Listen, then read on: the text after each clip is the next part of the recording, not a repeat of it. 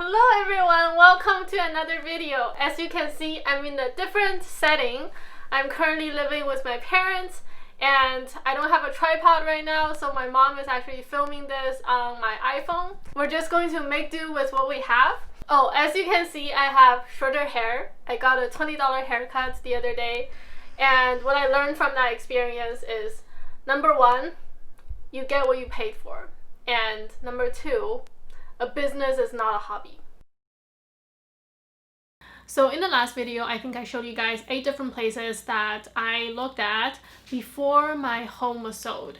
And after looking at them, I realized that I really couldn't make an offer on any of them just because, you know, there is no offer on my place. And even if I like a property, there will be nothing for me to do. So I decided to just wait until there's more certainty on the sale side. And I listed my condo at the end of June. And after around 10 showings over the period of 3 months, at the end of August is when I got a firm offer. And after I got that firm offer, I decided to go back and start shopping for townhouses again. So in this video, I'm going to show you the places that I saw after my home was sold.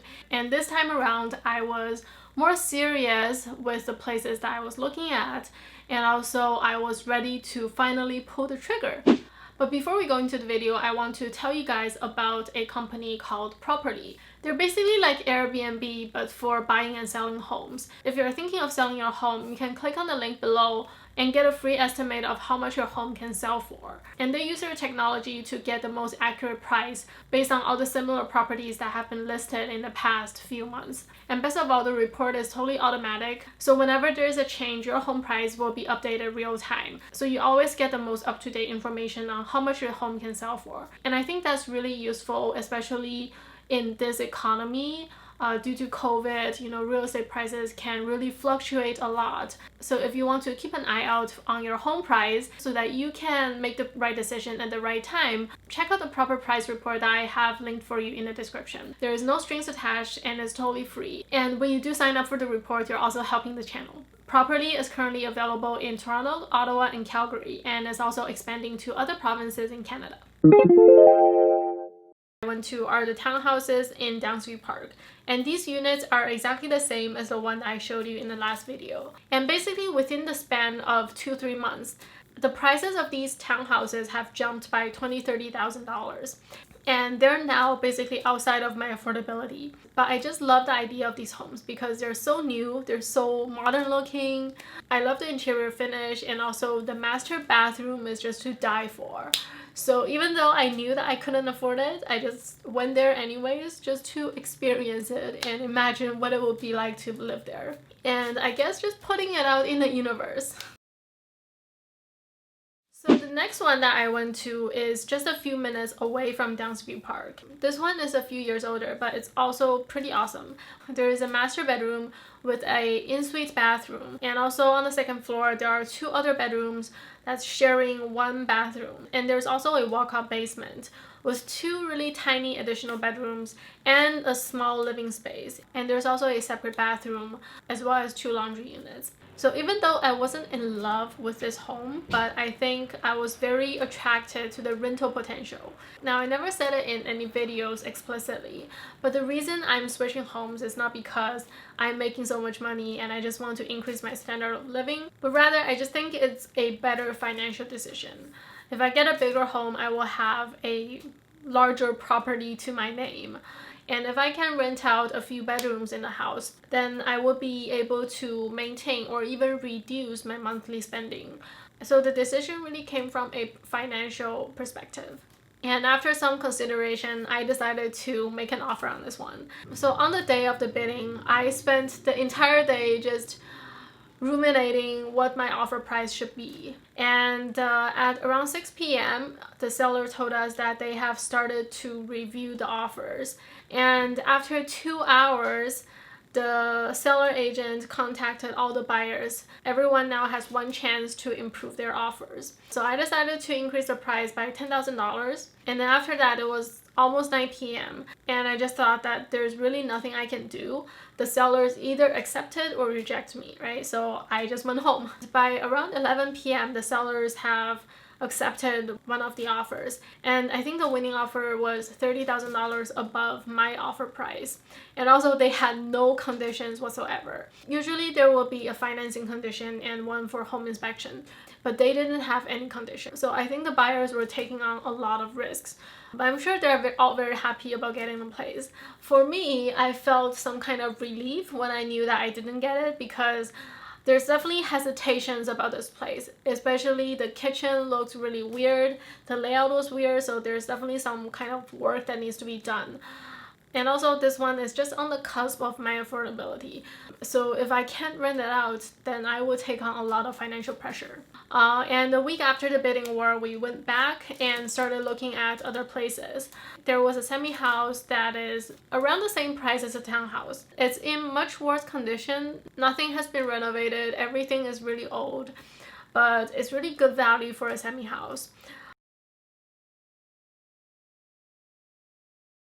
And there's also another townhouse that we looked at that has a lot of bedrooms, a lot of bathrooms.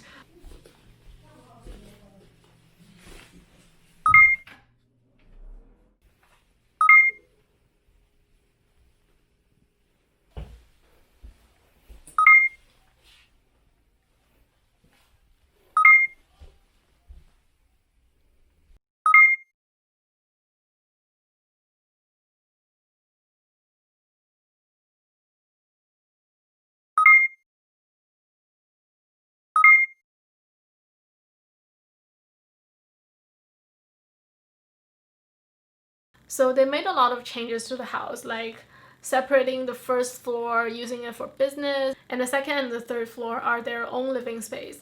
But sometimes we can just tell that the changes people make in their homes are not done by professionals, and it really shows. So yeah, pass on those ones really quickly. And lastly, we went to see a townhouse that is very close to a university. So the location is really good. I think it will be great for rental. This one is a condo townhouse, so it's a bit smaller than the other ones that we saw. There's no front yard, no backyard, and no basement, which I love because that means there's no yard work and there's also no wasted space. However, the previous owner did add another bedroom in the living room. So the living room is basically non-existent. There's a total of 4 bedrooms and 2 bathrooms. And I think the layout is okay, but not ideal because it has been changed, and it's very easy to see that the owners were using this as a room-by-room rental previously. I think living here would mean that my quality of life would decrease, and the bathroom sharing situation would be kind of messy. But I kind of like this mainly because of the price. But on that day after I got home, there was another unit in the same neighborhood that was just listed. So I immediately contacted my realtor to book an appointment. And surprisingly, this one is the only one that I didn't film because I think I just forgot to film when I was there. And this one happened to be the one that I bought. The only footage that I have is during the home inspection when I went there for the second time. And you can see that there is a pretty good size living room that is connected to the kitchen. And yeah, it has 2.5 bathrooms, 3 bedrooms, including 1 master bedroom with an en-suite bathroom. So I'm really happy with that. However, during the home inspection, we did find a major problem. So basically the plumbing that is used throughout the home is called high-tech, and those ones are really popular back in 2006, which is around the time that the home was built. And the high-tech plumbings are really prone to leaking and bursting, so it can cause some very expensive damages. And the cost of replacing all the plumbing can go up to $10,000. And luckily they agreed to fix it, but we are kind of splitting the cost. So I'm happy that we caught that problem during the home inspection so that I don't need to pay it myself or take on the risk of having it ruin the floors or the drywalls. The good thing is that the contractors made some really clean cuts on the drywall, and it seemed like the pipes were pretty easy to replace. So if everything goes well, I will be able to show you guys an empty apartment tour in the next video and basically be able to show you guys properly what the layout of the house looks like. It's a very small, modest townhouse. but I would definitely consider it a upgrade for me. So I am very happy, very excited about it. I have until, I think, 14 days until closing, and after that I will be able to move in. So wish me luck, guys. If you want to get the most up-to-date stories from me, then you can follow me on Instagram. I love posting on IG story to just share my life in general. Make sure to follow me on Instagram as well. Alright, see you next time.